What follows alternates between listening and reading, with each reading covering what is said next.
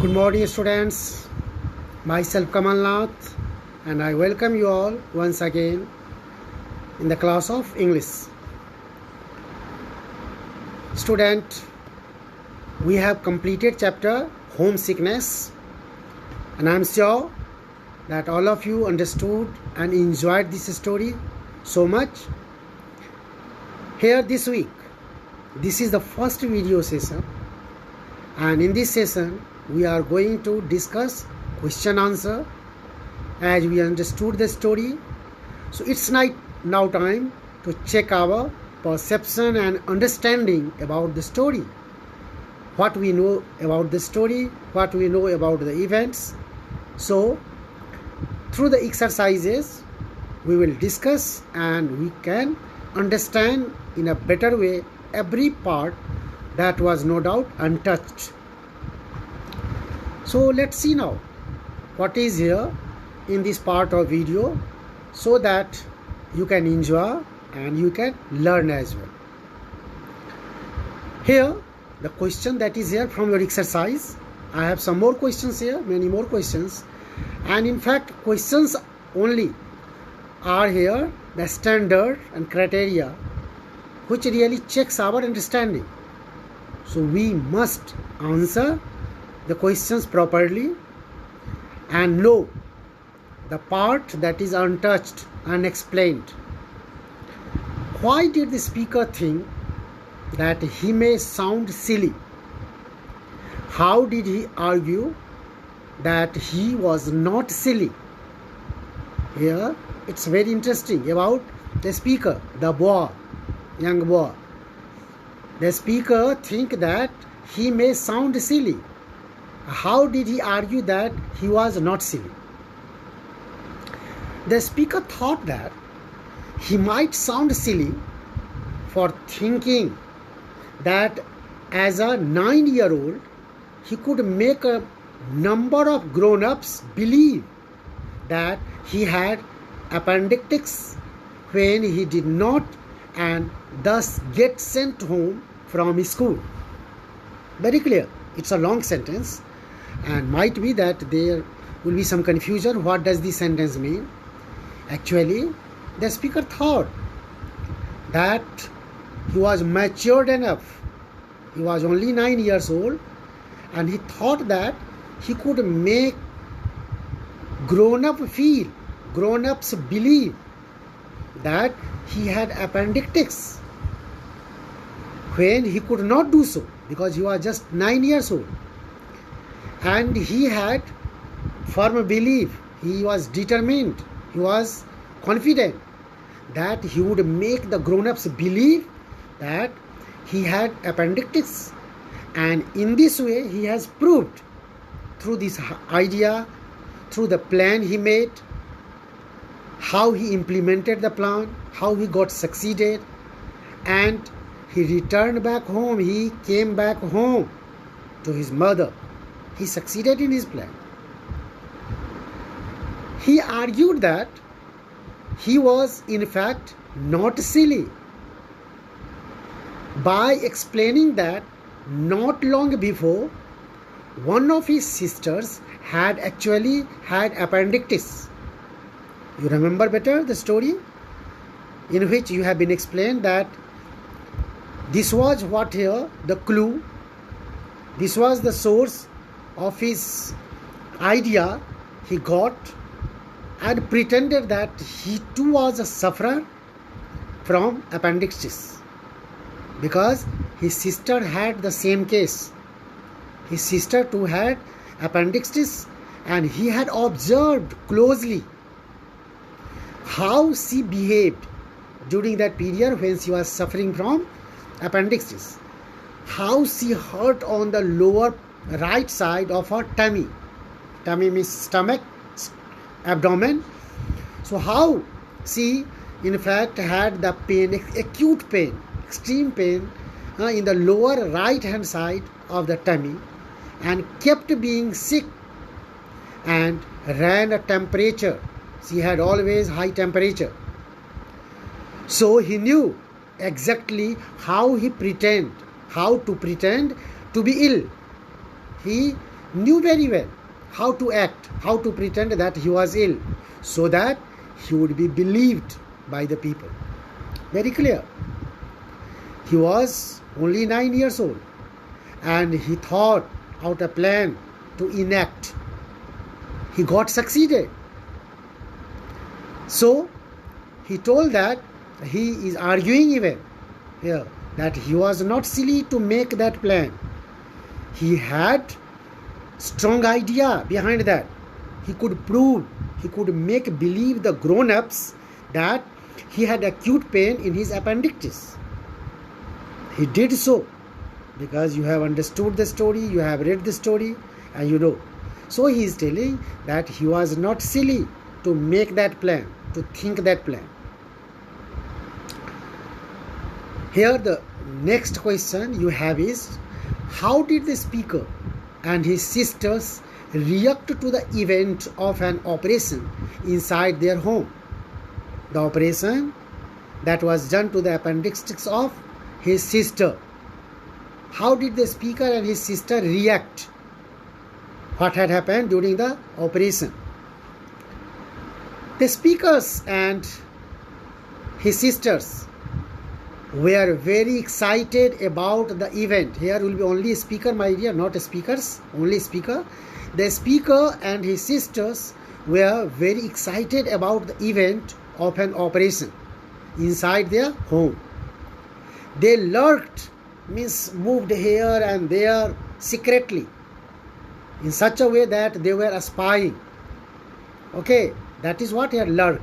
They lurked in the corridor outside the nursery while the operation was going on. The nursery was conducted in the nursery. Operation was conducted in the nursery and at home only, not in the hospital. And during the operation, the speaker and his sister were lurking, means moving here and there outside the nursing room, so that they could listen everything. They could feel everything what was going on in the operation room.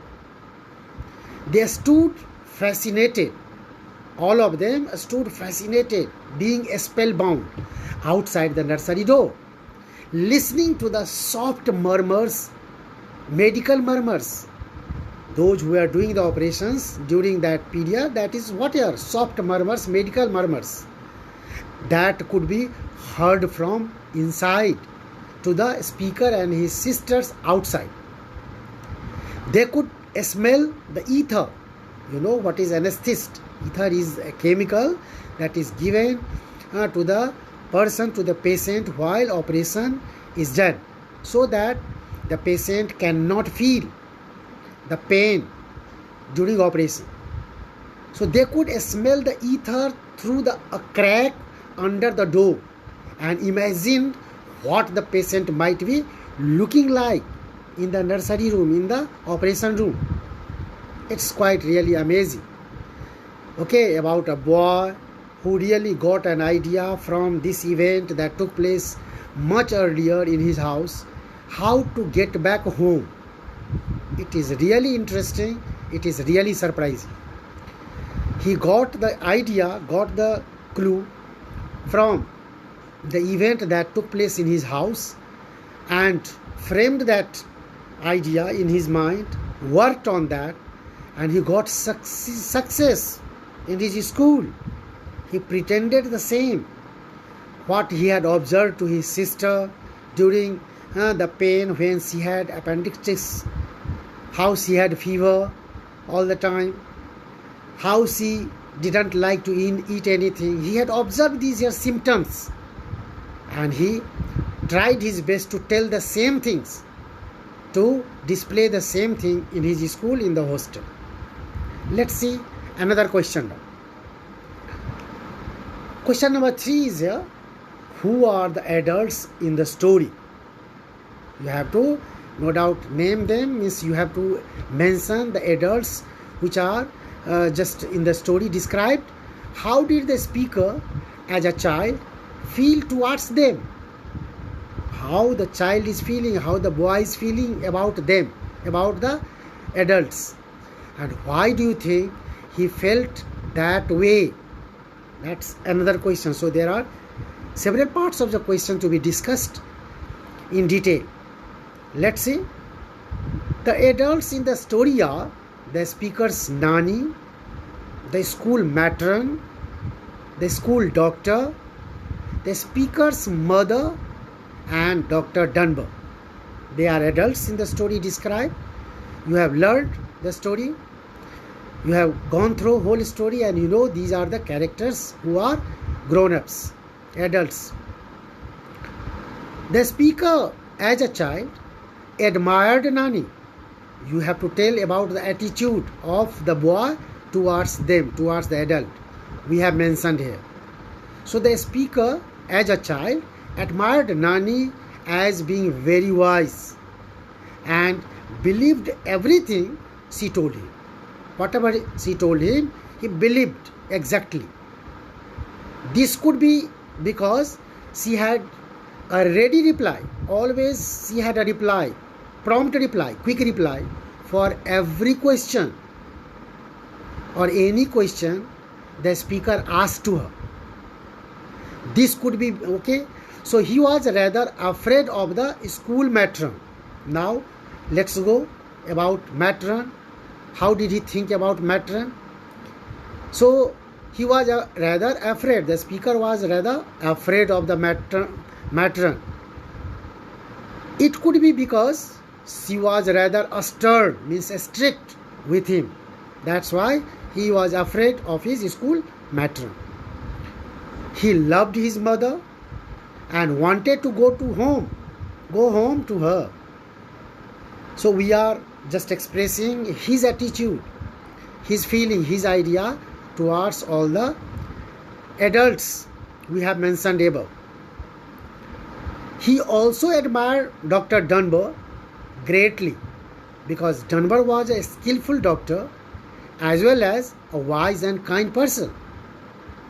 He listened to his advice and was grateful to Dr. Dunbar for helping him. You must have read in the story. At last, when he got back home, Dr. Dunbar caught his lie and told him that he was faking, he was telling lie. Sorry. And later, when he accepted that he felt homesickness, doctor counseled him, gave him advice. At the same time, being kind, he helped him in forming a school about him, in favor of him, in support of him. Let's see here another question. That is fourth question. Dr. Dunbar taught the speaker a lesson, but he also helped him. How did he do that? Dr. Dunbar taught the speaker a lesson by pointing out that life is tough. Life is full of difficulties, students. You too, please keep in your mind. You don't think life easy. Since the beginning of your life, you accept the challenge, face the challenge skillfully. Don't be deviated when any problem come in your life. So, the doctor also taught him that life is tough, and the sooner he learned to cope with it, he also suggested him to learn how to tackle the toughness of life, the better it would be for him, he suggested. He explained why the speaker needed to face his homesickness. At the same time, he was kind, understanding, and sympathetic. He told the school, when the speaker asked him what the doctor would tell to his school, inform his school, as he had come back from his school telling lie. So, here is about doctor. He told the school, means Dr. Dunbar told the school that the speaker had to stay at home for a few days so that the speaker's plan was not a complete failure and he did get to spend some time with his family. In this way, He proved that he was sympathetic and kind. So student, this was the first video session, and we will discuss in detail some more questions here with this from a story. So I think you must have understood the answer that I detailed you, and hope you all will note down in your notebook. You will learn them sincerely well. Thank you student. Thank you very much being with me. Thank you.